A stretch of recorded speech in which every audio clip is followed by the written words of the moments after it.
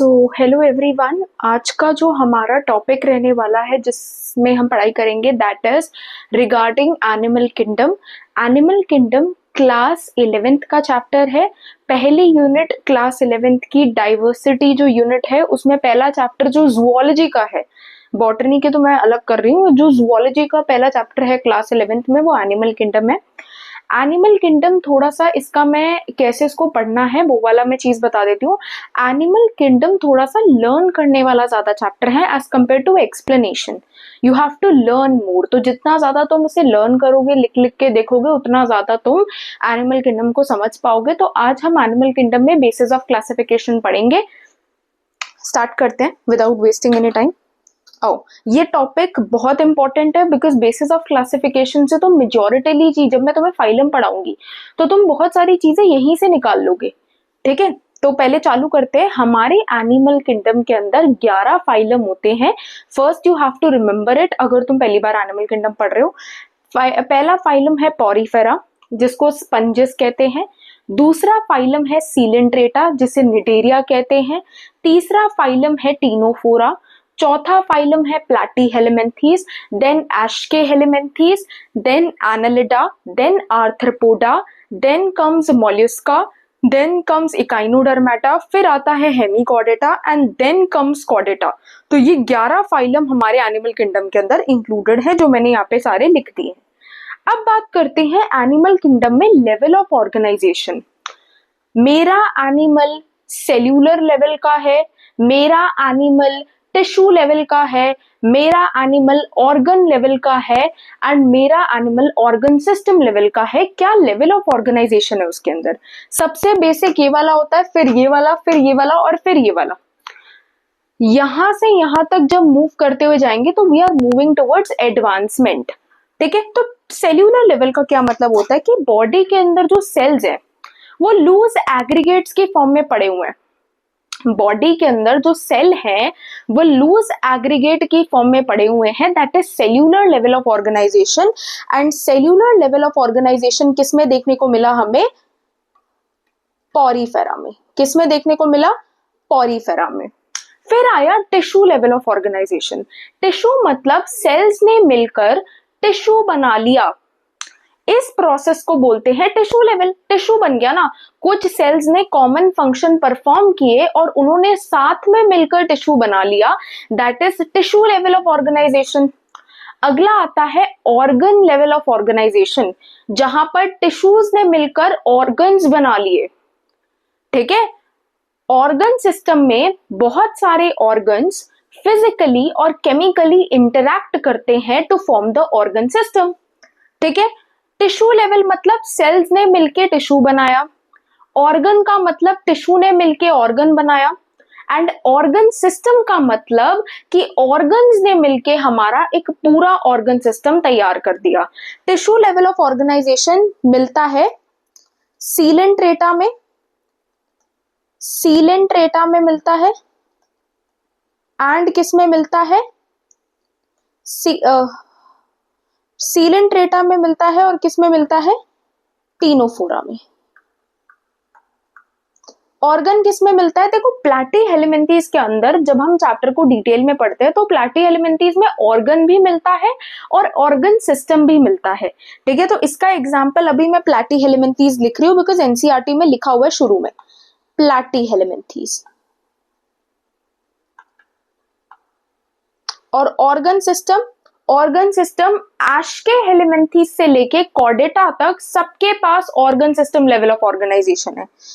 एस्केहेलमिन्थीज से लेके कॉर्डेटा तक, ठीक है, सबके पास क्या है? Organ system level of organisation है।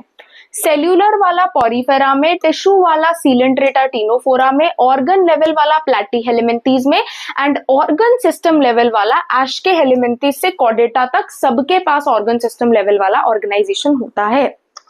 आगे बढ़ते हैं, अब बात करते हैं बॉडी प्लान की। What is body plan?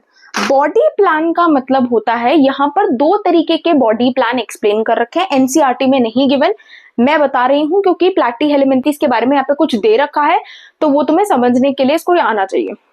दो तरीके के बॉडी प्लान होते हैं, एक होता है blind sac body plan. Blind sac body plan, कभी थैली देखी है या कभी बोरी देखी है?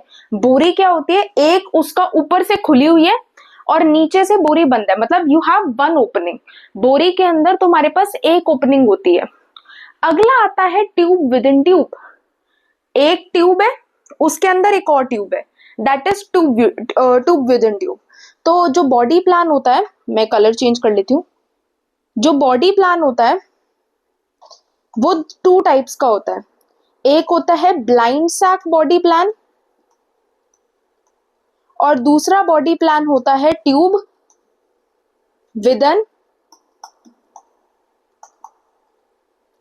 ट्यूब। एक होता है ब्लाइंड सैक बॉडी प्लान और एक होता है tube within tube. Blind sac body plan का मतलब जैसे बोरी की तरह एक तरफ से बंद है और दूसरे तरफ से खुला हुआ है, ये ऐसा। This is blind sac body plan. एक साइड से बंद है, एक ही साइड से खुला हुआ है, मतलब you have one opening. Tube within tube ऐसा होता है, ये ट्यूब है और इसके अंदर एक और ट्यूब है। This is tube within tube. ये ट्यूब विद इन ट्यूब होता है और ये ब्लाइंड सैक बॉडी प्लान होता है। ब्लाइंड सैक बॉडी प्लान में क्या दे रखा है कि you have one opening. One opening मतलब तुम्हारा माउथ भी यही है और तुम्हारा एनस भी यही है। प्लैटीहेलमिन्थेस के बारे में एनसीईआरटी में लिखा हुआ है कि platyhelminthes has one opening outside the body that act as both mouth and anus. ठीक है, प्लैटीहेलमिन्थेस के पास एक ही ओपनिंग होती है जो बॉडी के बाहर की तरफ होती है, जो कि माउथ की तरह भी काम करती है एज वेल एज एनस की तरह भी काम करती है। अब आता है ट्यूब विद इन ट्यूब। हमारे अंदर क्या होता है कि हमारी बॉडी एक ट्यूब है, उसके अंदर हमारा एलिमेंट्री कैनाल जो कि एक और ट्यूब है, तो ट्यूब विद इन ट्यूब हो गया। तो हमारे पास क्या है, टू ओपनिंग है। हमारे पास एक माउथ है जिससे हम फूड को इंजेस्ट करते हैं और एक एनस है जिससे हम फूड का इजेशन करते हैं। तो हमारे पास दो ओपनिंग्स है। ब्लाइंड सैक बॉडी प्लान में एक ही ओपनिंग होती है जो दोनों माउथ और एनस की तरह काम करती है। ठीक है, तो ये दो तरीके के बॉडी प्लान देखने को मिले। ये किसमें होता है ना, सीलेंट्रेटा में ब्लाइंड सैक बॉडी प्लान है, टीनोफोरा में ब्लाइंड सैक बॉडी प्लान होता है और प्लैटीहेलमिन्थेस में भी ब्लाइंड सैक बॉडी प्लान है। लेकिन एस्केहेलमिन्थेस से लेकर कॉर्डेटा तक सबके पास tube within tube body plan present होता है।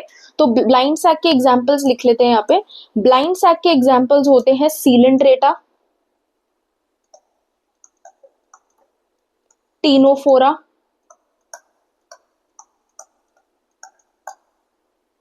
प्लैटीहेलमिन्थेस।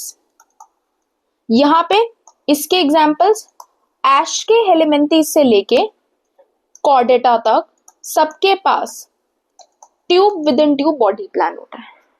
क्लियर हो गया इतना? आगे बढ़े।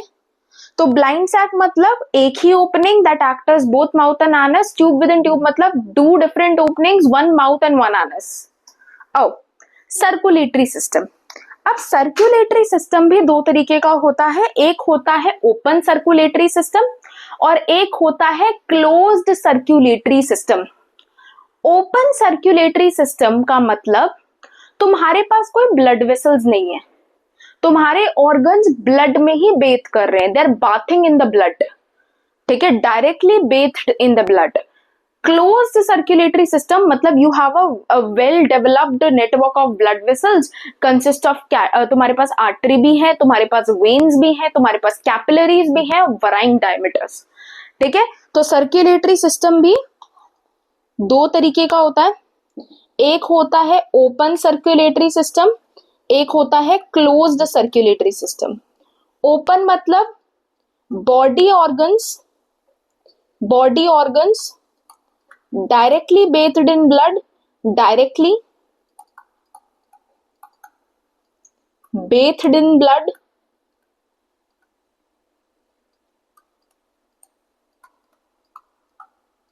यहां पे body organs directly bathed in blood होते हैं, नहीं, यहां पे ब्लड वेसल्स एब्सेंट, यहां पे ब्लड वेसल्स प्रेजेंट। ठीक है, यहाँ पे ब्लड वेसल्स नहीं होती बट यहाँ पे ब्लड वेसल्स होती हैं।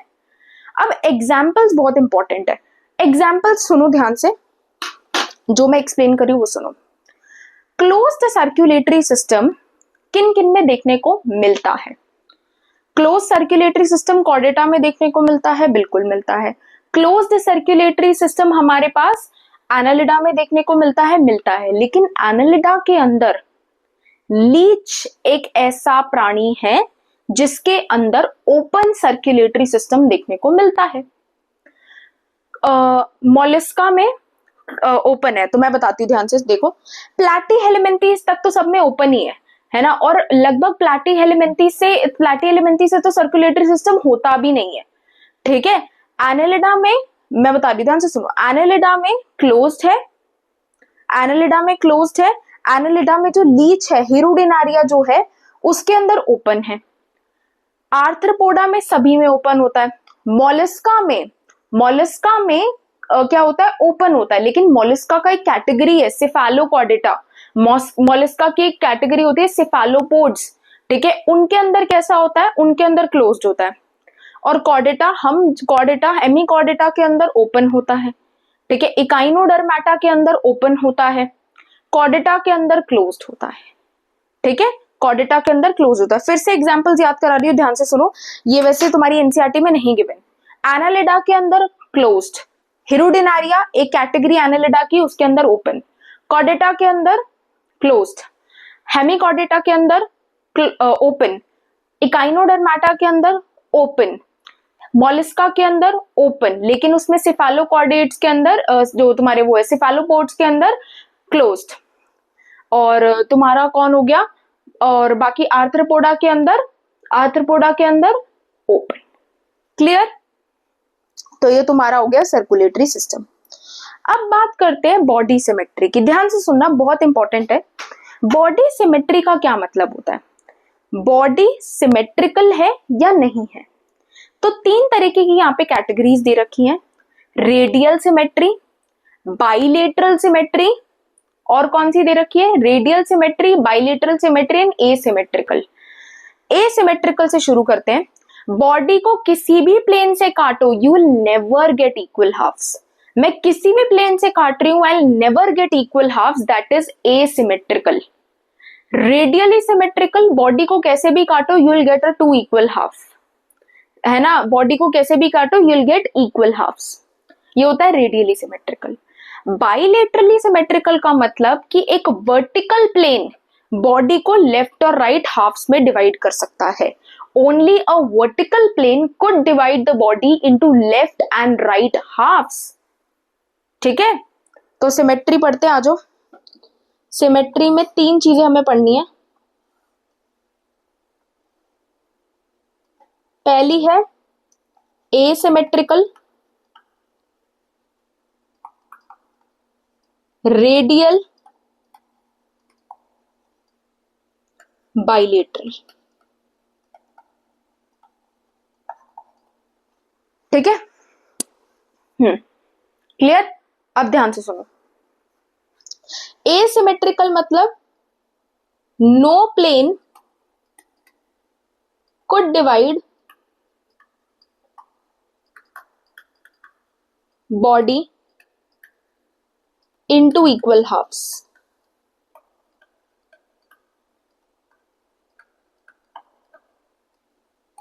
Any plane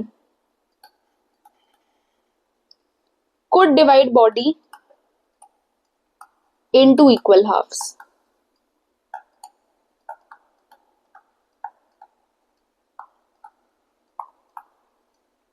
Only a vertical plane could divide body into left and right equal halves. ठीक है, तो ये तीनों की डेफिनेशन लिख दी मैंने।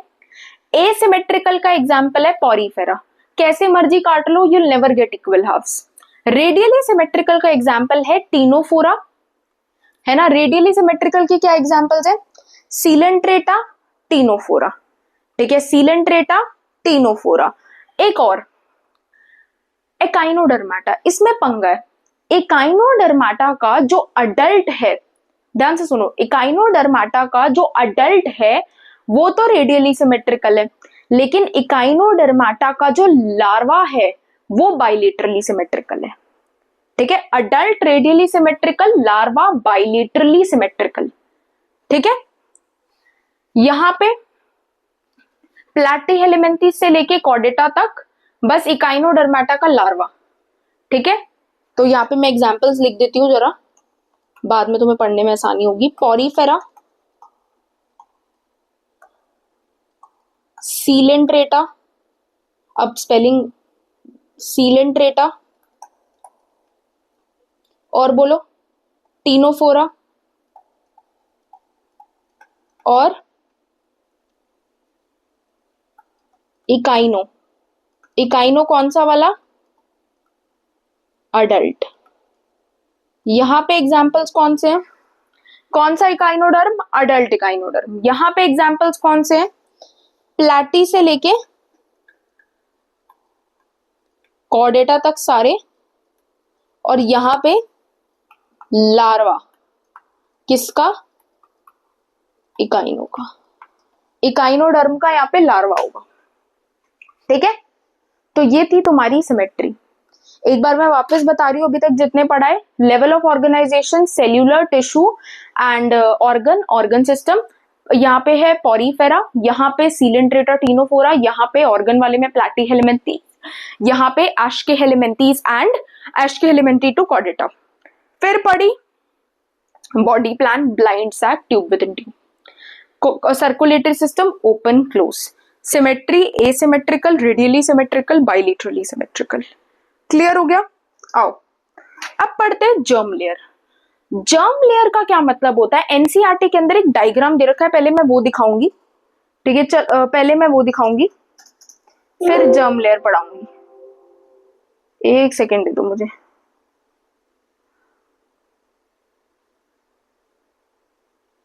ये रहा, आई होप तो मैं दिख रहा हूं, नहीं दिख रहा तो मैं कुछ नहीं कर सकती।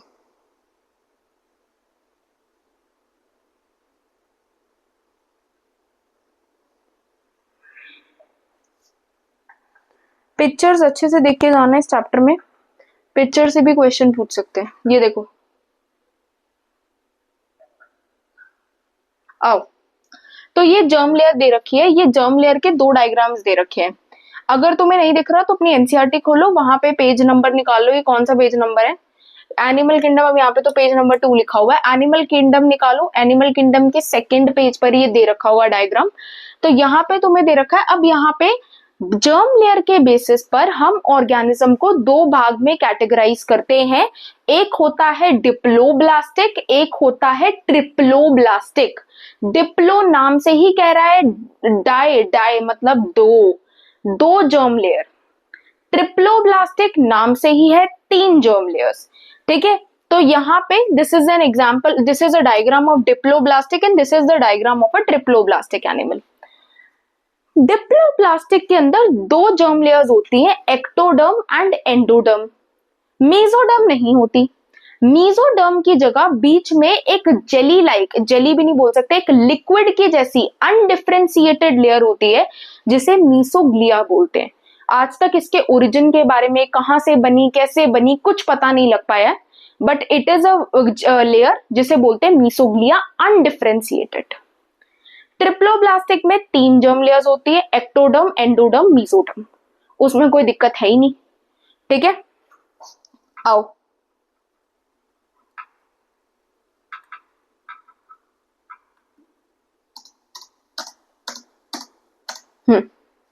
जर्म लेयर के बेसिस पे टू पार्ट में, एक होता है डिप्लोब्लास्टिक, एक है ट्रिप्लोब्लास्टिक। डिप्लोब्लास्टिक का मतलब दो जर्म लेयर, यहां पे कितनी जर्म लेयर? तीन जर्म लेयर। ठीक है, यहाँ पे 2 जर्म लेयर्स, यहाँ पे कितनी जर्म लेयर्स, 3 जर्म लेयर्स। ठीक है, यहाँ पे एक्टोडर्म एंडोडर्म, मैं लिख नहीं रही हूँ एक्टोडर्म एंडोडर्म होती है फिर बीच में मीजोग्लिया होती है, नहीं, कोई जरूरत नहीं है, एनसीईआरटी में दे रखा है, यहाँ पे लिखूंगी। मेरे को पहला तो मेरा मोटिव है एक्सप्लेनेशन। ठीक है, एक्टोडर्म एंडोडर्म होती है, दोनों के बीच में एक अनडिफरेंशिएटेड लेयर होती है जिसे बोलते हैं मीसोग्लिया। ट्रिप्लोब्लास्टिक में तीनों लेयर्स प्रेजेंट होती है। एग्जाम्पल लिखो डिप्लोब्लास्टिक का, सीलेंट्रेटा, सीलेंट्रेटा, टीनोफोरा, यहां पे प्लेटी से लेके कॉर्डेटा तक सारे, प्लेटी से लेके कॉर्डेटा तक सारे क्या होते हैं, ट्रिप्लोब्लास्टिक। सीलेंट्रेटा, टीनोफोरा, ये दोनों क्या होते हैं, डिप्लोब्लास्टिक। क्लियर हो गया, डन। आ जाओ, ये बड़ी इंपॉर्टेंट चीज है। ठीक है, ये बड़ी इंपॉर्टेंट चीज है, इसकी डेफिनेशन में एक बार एनसीईआरटी से पढ़ाना चाहूंगी बिकॉज थोड़ी कंफ्यूजिंग दे रखी है, कंफ्यूज हो जाते हैं बच्चे, तो मैं एक बार एनसीईआरटी से इसकी डेफिनेशन जरूर पढ़ाना चाहूंगी। आओ, ये दे रखा, आई होप दिख रहा हो, नहीं दिख रहा तो एनसीईआरटी एक बार अपनी खोल लो। सिलोम, प्रेजेंस और absence of a cavity between the body wall and the gut wall is a very important for. ये क्या दे रखा है, ये क्या दे रखा है, तुम्हारा क्या किया, तुम्हारी बॉडी है, ये तुम हो, तुम्हें ऐसे लेटाया और तुम्हारे टिश्यू का ऐसे क्रॉस सेक्शन काटा और ऐसे देखा तो तुम्हें ये गोल सी चीज दिखी। ठीक है, तो बोला गया कि व्हाट इज सीलोम। सीलोम का क्या मतलब होता है, बॉडी वॉल और गट वॉल के बीच की स्पेस को सीलोम कहते हैं। ये तुम्हारी बॉडी वॉल है, तुम्हारी ये बॉडी है, अब मैं कैसे बताऊं, देखो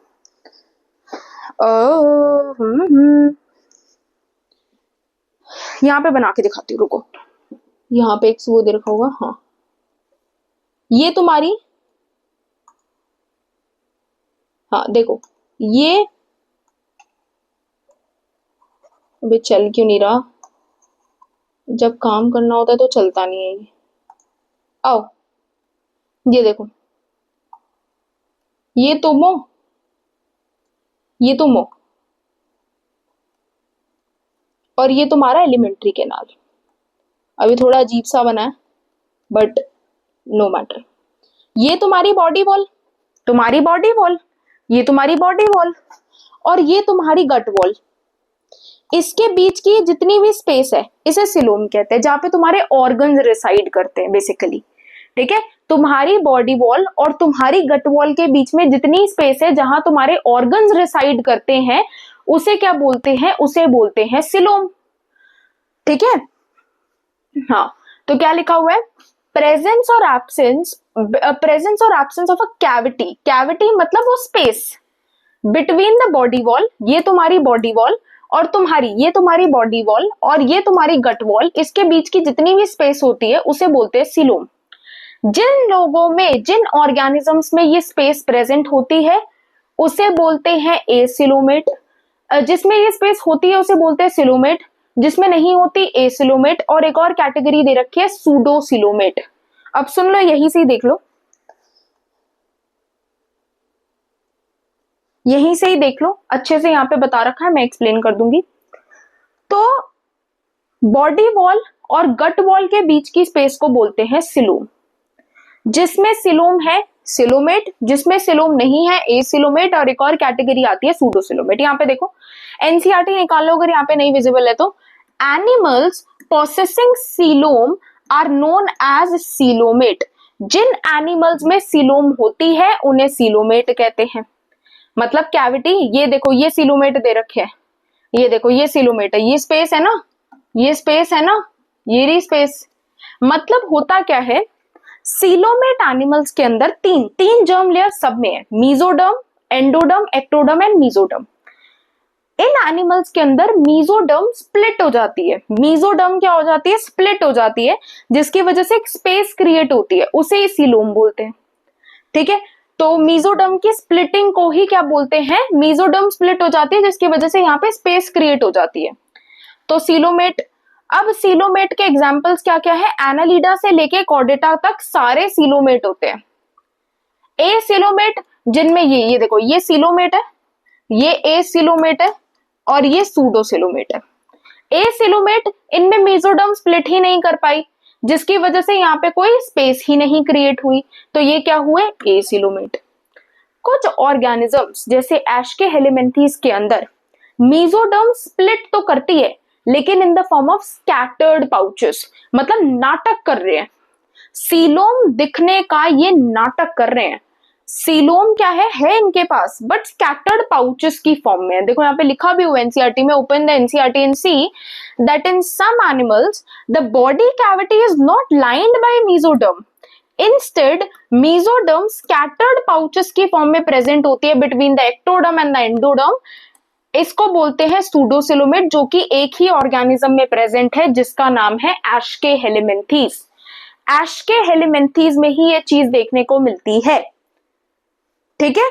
तो एनालिडा से कॉर्डेटा तक सारे सिलोमेट। एस्के हेलिमेंथीज क्या हुए, एस्के हेलिमेंथीज क्या हुए, एस्के हेलिमेंथीज क्या हुए, सूडोसिलोमेट। एसिलोमेट के एग्जांपल सिर्फ प्लैटी हेलिमेंथीज, बिकॉज उसमें तो वो मीजोडर्म होती ही नहीं है। सीलेंट्रेटा टीनोफोरा में कहा मीजोडर्म है, उनमें तो वो है ना मीजोग्लिया, ठीक है। हाँ, आ जाओ अब वापस।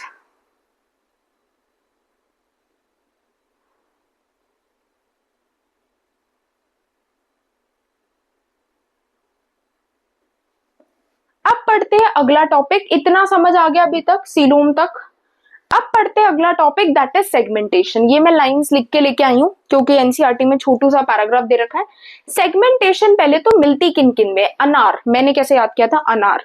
अनार मतलब एनालिडा, एनालिडा और आर्थ्रोपोडा और कॉर्डेटा, इन तीनों में सेगमेंटेशन देखने को मिलती है। अब होता क्या है, एनालिडा के अंदर सेगमेंटेशन एक्सटर्नल भी है और इंटरनल भी है। पहले तुम्हें अर्थवर्म पढ़ाया जाता था, बट अब स्ट्रक्चरल ऑर्गेनाइजेशन में अर्थवर्म नहीं पढ़ाते, पहले पढ़ाते थे। उनकी बॉडी के अंदर भी सेगमेंट है और बाहर भी सेगमेंट है। आर्थ्रोपोडा में तुमने कॉकरोच का अगर पढ़ा हो, कभी पढ़ा हो कॉकरोच के बारे में, तो कॉकरोच के बॉडी के कहां पे सेगमेंट होती है, बाहर सेगमेंटेशन होती है, अंदर सेगमेंटेशन नहीं होती, बाहर सेगमेंटेशन होती है। कॉर्डेटा जैसे ह्यूमंस, हमारी बॉडी के अंदर सेगमेंट है, रिब्स सेगमेंटेशन नहीं है क्या, हमारी बॉडी का सेगमेंटेशन है ना। हमारा थोरैसिक चैम्बर पूरा सेगमेंट ही तो है। तो सेगमेंटेशन क्या, फिफ्थ सेगमेंट पर तुम्हें पढ़ाते हैं रेस्पिरेशन में कि फिफ्थ थोरैसिक सेगमेंट पे ये डिवाइड करता है, तो सेगमेंट इंटरनल बेसिस पर है। आर्थ्रोपोडा में आउटसाइड सेगमेंटेशन है, एनालिडा में इंटरनल और एक्सटर्नल दोनों तरीके से सेगमेंट प्रेजेंट है। तो देखो क्या लिखा हुआ है, in some animals the body is externally, मतलब एक किन एनिमल्स की बात कर रहा है, एनालिडा के बारे में। The body is externally and internally divided into segments with a serial repetition of at least some organs, है ना। जब बॉडी के अंदर सेगमेंटेशन प्रेजेंट होती है तो कभी कभार ऑर्गन्स रिपीट करते हैं, कभी कभार ऑर्गन्स का रेपिटेशन हो जाता है, with a serial repetition of at least some organs in earthworm. Annelida है जो कि, है ना, इसको फेराटेमा बोलते हैं, इसका साइंटिफिक नेम फेराटेमा है। इस पैटर्न, इस तरीके को बोलते हैं मेटामेरिक सेगमेंटेशन। अब कुछ वर्ड्स है, metameric, metagenesis and metastasis. Metameric segmentation, ये वाली सेगमेंटेशन जो एनालिडा में मिलती है। मेटास्टैसिस कैंसर, मैलिग्नेंट ट्यूमर की एक प्रॉपर्टी होती है, घूमने की इधर उधर, उसे बोलते हैं मेटास्टैसिस। मेटाजेनेसिस सीलेंट्रेटा में पढ़ाऊंगी, पॉलिप मेड्यूसा बनाता है, मेड्यूसा पॉलिप बनाता है, दैट इज मेटाजेनेसिस, ठीक है। तो यहाँ पे मेटामेरिक सेगमेंटेशन बोला गया कि इन सम एनिमल्स द बॉडी अंदर से भी और बाहर दोनों तरीके से सेगमेंटेशन में डिवाइड होती है, जिसकी वजह से ऑर्गन्स का सीरियल रेपिटेशन होता है, जैसे अर्थवर्म के अंदर। इसे बोलते हैं मेटामेरिक सेगमेंटेशन और इस फिनोमिना को बोलते हैं मेटामेरिज्म। क्या बोलते हैं, मेटामेरिज्म बोलते हैं। और किन में मिलती है ये सेगमेंटेशन, एनालिडा में, आर्थ्रोपोडा में और कॉर्डेटा में। अगला नोटोकॉर्ड। नोटोकॉर्ड, इसकी एक बार डेफिनेशन पढ़ाती हूँ। Notochord is a मेसोडर्मली derived rod like structure that is formed on the, हमारी नोटोकॉर्ड क्या होता है, एक डोर्सल बॉडी, जब हम एम्ब्रियोनिक स्टेज में, मैं ह्यूमंस की बात कर रही हूँ, जब हम एम्ब्रियोनिक स्टेज में होते हैं तो हमारी बॉडी के पिछले हिस्से पर एक रॉड लाइक स्ट्रक्चर ग्रो होता है जिसे नोटोकॉर्ड कहते हैं, जो कि धीरे धीरे वर्टिब्रल कॉलम में रिप्लेस हो जाता है। कुछ ऑर्गेनिजम्स के अंदर ये नोटोकॉर्ड बनती ही नहीं है, कुछ में बनती है लेकिन रिप्लेस नहीं होती, थ्रू आउट ऐसे ही रह जाती है। कुछ में एक पर्टिकुलर बॉडी ऑर्गन में बनती है, एक पर्टिकुलर बॉडी पार्ट में बनती है ना। तो नोटोकॉर्ड मीजोडर्मली डिराइव्ड एक रॉड लाइक स्ट्रक्चर है जो डोर्सल साइड पर बनता है, ठीक है, डोर्सल साइड पर बनता है ड्यूरिंग एम्ब्रियोनिक डेवलपमेंट। एम्ब्रियो जब स्टेज में होते हैं एनिमल्स जिनके अंदर नोटोकॉर्ड होती है, तभी तो नॉन कॉर्डेट और कॉर्डेट की क्लासिफिकेशन की गई। जिन एनिमल्स के अंदर नोटोकॉर्ड प्रेजेंट होती है उन्हें कॉर्डेट कहते हैं, जिनमें नोटोकॉर्ड नहीं होती उन्हें नॉन कॉर्डेट कहते हैं। Example Porifera to Echinodermata. पहले यहाँ पे हेमिकॉर्डेटा लिखवाते थे, पहले यहाँ पे हेमिकॉर्डेटा में स्टोमोकॉर्ड होता है, वहां पे लिखा भी हुआ है ये structure similar to notochord but not notochord. पहले इसको माना गया था कि ये इसके स्टोमोकॉर्ड नोटोकॉर्ड जैसा ही है, तो इसको एक सब फाइलम की तरह प्लेस कर दिया गया था कॉर्डेटा के अंदर। बाद में जब इसके स्टोमोकॉर्ड पे स्टडी करी गई तो पता लगा कि हाँ इसका स्ट्रक्चर सेम है लेकिन काम अलग है ना, तो इसको फिर हमने नॉन कॉर्डेट में डाल दिया। ओके तो नोटोकॉर्ड एक ड्रॉड लाइक स्ट्रक्चर है, मीजोडर्मली डिराइव्ड है, जिनमें होता एम्ब्रियोनिक डेवलपमेंटल स्टेज में ये हमारी बॉडी के अंदर प्रेजेंट होता है। जिनके अंदर है वो कॉर्डेट है, जिनके अंदर नहीं है वो नॉन कॉर्डेट है ना। एग्जाम्पल नॉन कॉर्डेट पॉरीफेरा से काइनोडर्मेटा तक। पॉरीफेरा से हेमिकॉर्डेटा कर लो, मैं भी ना, पॉरीफेरा से हेमिकॉर्डेटा कर लो, इकाइनो काट के हेमी कर लो, क्योंकि हेमिकॉर्डेटा में वो कोई कॉर्डेटा का पार्ट थोड़ी है। Hemichordata is not a part of Chordata, ठीक है। पहले उसको सब फाइलम की तरह डाला था बट अब निकाल लिया वहां से, अब इसको अलग ही प्लेस करते। तो पॉरीफेरा टू हेमिकॉर्डेटा कर लो, इकाइनोडर्मेटा हटा दो, ठीक है। इसको एनसीईआरटी में अपनी चेंज कर लेना। तो यहाँ पे तुम्हारा लेवल ऑफ ऑर्गेनाइजेशन खत्म होता है। क्विक रिविजन करा देती हूँ फटाफट, एक क्विक रिविजन करा देती हूँ लेवल ऑफ ऑर्गेनाइजेशन की। एक सेकेंड दो बस मुझे, हाँ है ना। एक क्विक रिवीजन कर लेते हैं फटाफट। सबसे पहले बात करते हैं कि हमने लेवल ऑफ ऑर्गेनाइजेशन में सबसे पहले पढ़ा level of organisation cellular, tissue level, organ system. Cellular में पॉरीफेरा, टिश्यू लेवल में सीलेंट्रेटा, टिनोफोरा, ऑर्गन वाले में प्लैटीहेलमिन्थेस, ऑर्गन सिस्टम वाले में हमारे एस्केहेलमिन्थेस से कॉर्डेटा तक। फिर पढ़ा हमने regarding body plan, blind sac body plan, tube within tube. Blind sac मतलब माउथ एंड एनस एक ही होते हैं, ट्यूब विद इन ट्यूब में दो अलग चीजें होती हैं। वो ये वाला चीज हमें कहां तक देखने को मिलता है, प्लैटीहेलमिन्थेस तक, या एस्केहेलमिन्थेस से लेके कहां तक देखने को मिलता है, कॉर्डेटा तक। उसके बाद पढ़ा हमने circulatory system, open close. Annelida सारे क्लोज्ड होते हैं एक्सेप्ट लीच, ओपन वाले में डाल दो। कॉर्डेटा में क्लोज्ड होता है ना। मोलस्का में ओपन होता है लेकिन यहाँ पे डलेगा हमारा जो सिफेलोपोड्स होते हैं उनके अंदर क्लोज्ड होता है। हेमिकॉर्डेटा के अंदर ओपन होता है, आर्थ्रोपोडा के अंदर ओपन होता है। उसके बाद पढ़ा body symmetry, radial, bilateral, asymmetrical. Symmetrical मतलब एसिमेट्रिकल कोई भी प्लेन से काट लो, नो सिमेट्री। रेडियल किसी भी प्लेन से काट लो, you'll get 2 equal halves. Bilateral vertical plane दो लेफ्ट एंड राइट हाफ में डिवाइड करता है। एसिमेट्रिकल पॉरीफेरा, टिनोफोरा, सीलेंट्रेटा और इकाइनोडर्मेटा का अडल्ट। यहाँ पे उससे प्लैटीहेलमिन्थेस से लेके कॉर्डेटा तक सारे, और इकाइनोडर्मेटा का लार्वा इधर आएगा। उसके बाद पढ़ी हमने क्या पढ़ी, डिप्लोब्लास्टिक, ट्रिप्लोब्लास्टिक, फिर सिलोम पढ़ा, एसिलोमेट, सूडोसिलोमेट एंड सिलोमेट। उसके पढ़ा सेगमेंटेशन, देन पढ़ी नोटोकॉर्ड। तो ये तुम्हारा आज का लेक्चर खत्म होता है यहाँ पर। आई थिंक तुम्हें अच्छे से समझ आएगा। इसको एक बार अच्छे से पढ़ लेना, क्योंकि अगला जो लेक्चर होगा दैट इज हम फाइलम चालू करेंगे पॉरीफेरा से, और इन चीजों की वहां पे नीड बहुत आएगी। ये नहीं पढ़ोगे कुछ समझ नहीं आएगा वहां पे, it will be like everything blank. यही चीजें बार बार रिपीट होती चली जाएंगी, ठीक है। तो इनको, इस लेक्चर को एक बार अच्छे से देख लेना। Thank you for watching, bye bye.